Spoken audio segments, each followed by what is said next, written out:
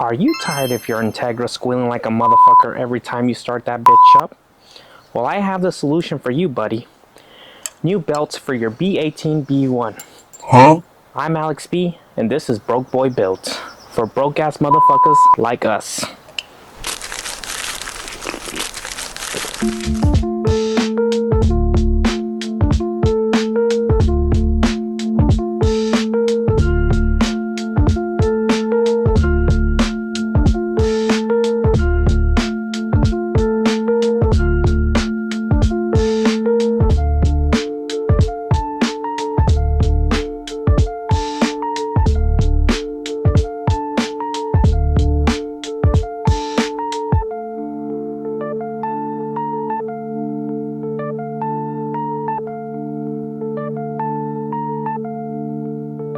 So here I got a 1997 Acura Integra LS B18 B1 non-VTEC. Why? Because I'm broke as fuck.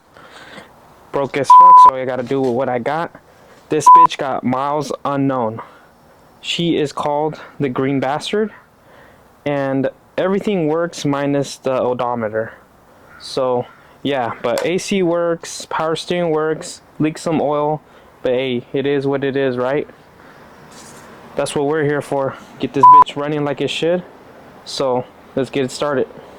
So let's try to get this shit running like the bitch should. You're gonna start off by removing this wheel. Should be easy. If you don't know how to change a wheel by now and you're a man, you did yourself a dishonor. Be a man. Just so y'all can see, I chucked the wheel so that bitch don't roll back. I'm gonna start by jacking this shit up. Make sure you got your parking brake on because you don't want that shit to roll and potentially kill your ass. Now that I got that bitch raised up, we're gonna lower it on this Daytona jack stand. Damn, that was a little too hard, but fuck it. But did you die? Having a bad day? Did you die? So when we do remove the wheel, we're gonna make sure to put that under the car, so in case my Harbor Freight Daytona Premium stand decides to fail me, that wheel will save me. Well, that was a fail. Is even the right one? How the fuck it's not? Bitch.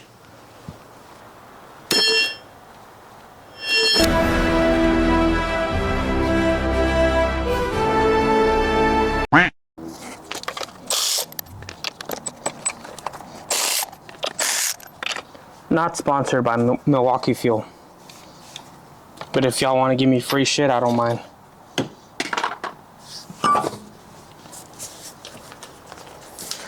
If you're wondering, was it really that fucking loose? Nah, I broke it. You just didn't see it on camera. I broke it. Then I just let the fucking ratchet do the rest. Then what you want to do is you want to come over down here to your power steering. Loosen up this 12 mil here and this 12 mil here.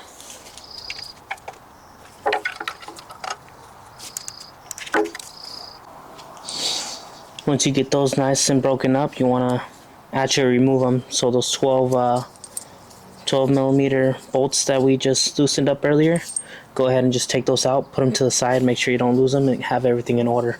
So now you just did that. Go ahead and lift this up, your power steering reservoir.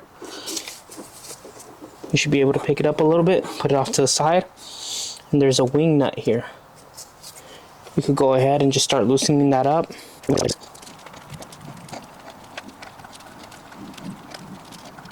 That's what it looks like. Go ahead and just put that to the side. Go ahead and remove the belt, and you can put this to the side.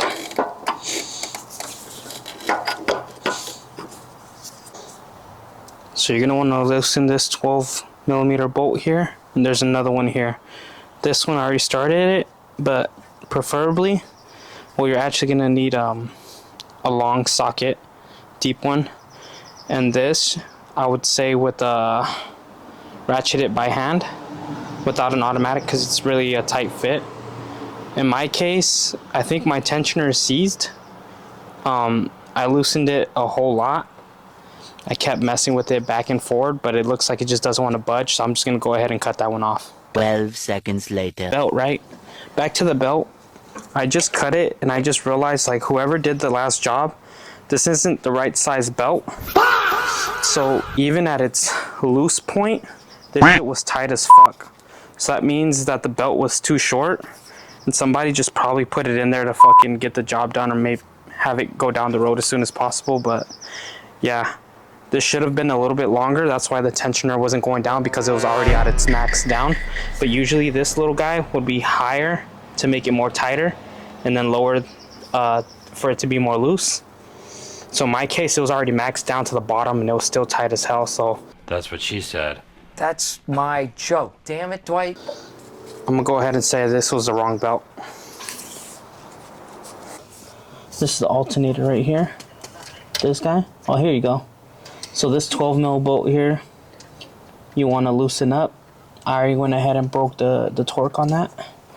That allows the alternator to pivot. And down here below, there's a 14 mil.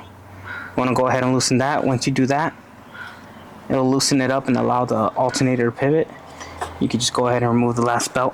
So here I got all three belts. Here's the first one. The second one that I had to cut because of the wrong size belt. And then this was the last one we just took out. These ones are the ones I got. Made in China. I got it before the fucking tariffs kicked in, so still got them pretty cheap, because that's what we try to do here at Broke Boy Builds. I know China very well. China, China, China, China, China, China, China. Got them $28.99 at Amazon, and free shipping. Non-sponsored, but like I said, if y'all want to sponsor me, give me some free shit, you know, for Broke Boy Builds, help the cause. We're gonna go ahead and install those now. We went ahead and put on the alternator belt, and we just went backwards as far as what we did in the process. This bolt here, we tightened it, the 14 millimeter, and then make sure when you put the belt on, you pull the alternator back the opposite way to tighten it up again. And it helps to have something to pry it back as you tighten it with the 12 mil on top. And that's how you get this one on. Okay, now we have the starter belt on. This is the actual right length, and how you would know is if this tensioner, this little pulley could go up, then you know, that's how you know you have the right one. If you try to put the belt on and there's no play like this, yeah, it will work if you had like a tight fit and you somehow got it, you know, been able to get it on. But this should be the right length right here to let it go up ever so slightly. And once you have the belt on, you want to go ahead and tighten this guy here so it can hold it in place once you have that tension on. And then go back down here with the 12 mil and have it screw all the way to the bottom. Now we have the final belt. This one's a little big. That's what she said. This might not even be the right one. So this is the original one. 3 grooves in here. This one has 4. This might not even be the right one, but we're gonna find out. Yep. No way that shit's gonna fit. 3 days later. So this is the one I got on Amazon. This is the one that I just bought from AutoZone. When I turned the car on, it was still squeaking a little bit. So I decided to go ahead and just get one. For trying to save money, I ended up spending more. So not buying from them again. But yeah, I'm just gonna put this one on now.